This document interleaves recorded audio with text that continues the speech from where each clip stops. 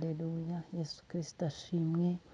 Ndabashuhuje mu izina rya Yesu Kristo bene data, abo tubana mu bihe byiza byo gusenga buri munsi, aho muherereye hose, inshuti zanjye, abakristo b'itorero Elayon Mountain Church mu Rwanda, Imana ibahe umugisha, Imana ibanezeze, Imana ibiteho. Aka mwanya dufashe umwanya wo gushimira Imana aho igejeje ikora. Turayishimiye uburinzi bwayo, izinze ijoro izinguye amanywa. Imana ishimwe. Muri kumwe na Bishop Leonira, umushumba w'itorero Elayon Mountain Church mu Rwanda. Tuzindutse kare dushimira Imana yacu ibyo yakoze, tuzindutse kare tuzirikana neza y'Imana yacu ku buzima bwacu, tuyiramburiye amaboko. Imana ishimwe. Haleluya, haleluya, haleluya, haleluya, haleluya. Icyubahiro ni icy'Imana. Mwa kino gitondo rero munyemerere tugaruke muri teme yacu igira iti Imana ntivuguruzwa. Iyo nkubwiye ngo Imana ntivuguruzwa, mba nshatse kukubwira ngo Imana ntawayitambika, Imana ntawayihinyuza, Imana ntawayirwanya. Imana ishimwe. Imana ntivuguruzwa. Icyo yagambiriye gukora no kugikora izagikora. Imana ntivuguruzwa. Icyo yavuze kigomba gusohora ku buzima bwawe. Imana ntivuguruzwa. Nakubwiraga ngo Imana ntivuguruzwa. Ni Imana nziza, ni Imana yera, ni Imana yuzuye imbabazi n'urukundo. Imana ntivuguruzwa. Izina ry'Imana yacu rihabwe icyubahiro. Nagira ngo dusome ijambo ry'Imana. Turasoma igitabo cya Mose Itangiriro. Turasoma ibice 37. Turaza gusimbuka tujye muri 43. Reka tubanze dusome ijambo ry'Imana. Ni inkuru ndende cyane, ni inkuru z'umugabo witwa Yosefu, ariko nagiraga ngo nkubwire ngo icyo Imana yavuze ku buzima bwawe, niyo bakirwanya, niyo bakitambika imbere, niyo byagenda gute, Imana icyo yavuze kizasohora. Icyo usabwa ni ukwizera Imana, ni ukuba mu bihe byiza byo gusenga. Nari nkubwiye ngo dusome Itangiriro ibice 37, duhere ku murongo wa 5. Titire y'ijambo handitse ngo Yosefu atoneshwa na se, bene se bamugirira ishyari. Reka dusome mu izina rya Yesu Kristo umurongo wa 5. Yosefu arota inzozi, azirotorera bene se, barushaho kumwanga. Arababwira ati ndabinginze nimwumve inzozi narose, ngo twahambiraga imiba mu murima, umuba wanjye urahagarara urema iyanyu miba ikikiza uwanjye iwikubita imbere. Bene se baramubaza bati ni ukuri wowe uzaba umwami wacu? Ni ukuri wowe uzadutwara? Izo nzozi ze n'ayo magambo ye bituma barushaho kumwanga.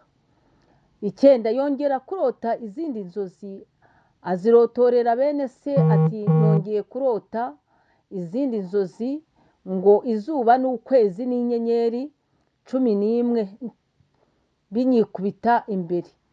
Azirotorera se na bene se. Se aramucyaha, aramubaza ati izo nzozi ni inzozi ki? Ni ukuri njye na nyoko na bene so tuzaza twikubite hasi imbere yawe? Bene se bamugirira ishyari, ariko se ajya yibuka ayo magambo. Dusimbuke dusome ibice 43, umurongo wa 24. Nuko wa mugabo yinjiza abo bagabo mu nzu ya Yosefu, abaha amazi boga ibirenge, agaburira n'indogobe zabo. Hanyuma dusimbuke, reka dusome 20. Begeranya amaturo kugira ngo Yosefu naza ku manywa y'ihangu asange biteguye barire hamwe nawe. 26. Yosefu atashye bamusanganisha mu nzu y'amaturo bazanye, bamwikubita imbere bubamye, ababaza uko bari, kandi ati so aracyakoma, wa musaza mwavugaga aracyariho? Baramusubiza bati data, umugaragu wawe ni muzima, aracyariho. Barunama bikubita hasi. Izina ry'Imana yacu rihabwe icyubahiro. Izi nkuru ni inkuru z'umwana witwa Yosefu, mu rubyaro rwa Yakobo. Murabizi neza yuko Yosefu yavukanaga na Benyamini, ariko Yosefu we agira umugisha ku Mana. Imana iramutoranya muri urwo rubyaro, yemera ko Yosefu aba udasanzwe.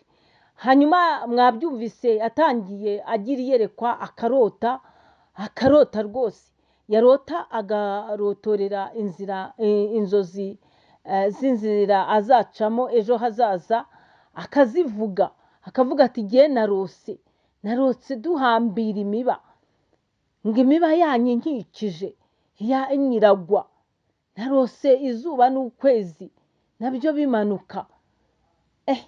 Arangije aho kugira ngo bumve bishimiye ko mu muryango wabo Imana itoranijemo ukomeye, ahubwo ngo bene se bamugirira ishyari.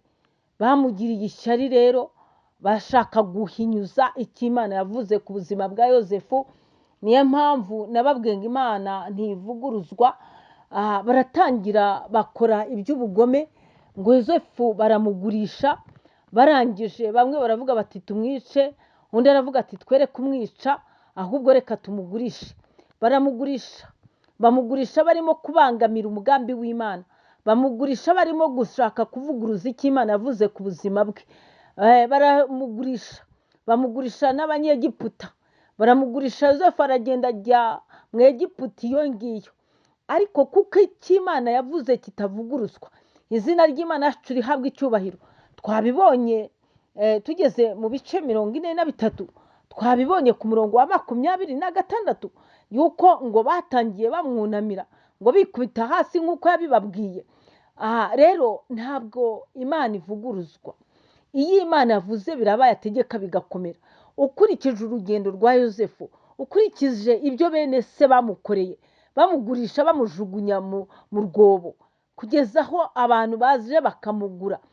Ndagira ngo nkubwire icyo kuvuga ngo bazamupfukamira, bazamwunamira, bazamuramya, bo bari bagikuyeho ijana ku rindi, bari bagikujeho kumwica, bagikuzaho kumujugunya iyo ngiyo, aho batazongera guhura nabo. Ariko Imana ishimwe, Imana yaravuze iti ndabateza inzara.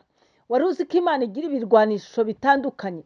Imana irwanisha ibirwanisho twe tudashobora kwibaza.